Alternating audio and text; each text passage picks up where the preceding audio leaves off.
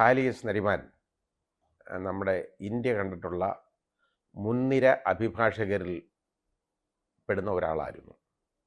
നല്ല പെരുമാറ്റമുള്ള ഒരു മനുഷ്യൻ. അദ്ദേഹമായിട്ട് എനിക്ക് സംസാരിക്കാനുള്ള ഇടയുണ്ടായിട്ടുണ്ട്.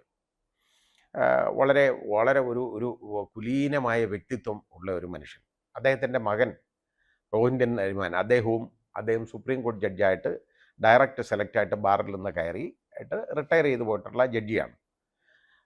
ഈ ഫാലിയസ് നരിമാൻ എന്ന് പറയുന്നത് നമ്മളെ ഈ അഭിഭാഷക ശ്രേണിയിൽപ്പെട്ട ആ ഉന്നതരിൽ ഒരാൾ തന്നെ ആയിരുന്നു.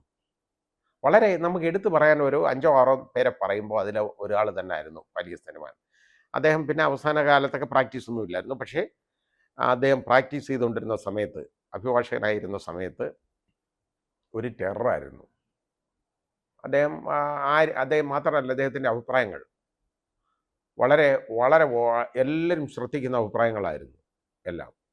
നിയമത്തെ സംബന്ധിച്ചും ഒക്കെ ഉള്ള അദ്ദേഹത്തിൻ്റെ ഒരു അവബോധം വളരെ വലുതായിരുന്നു.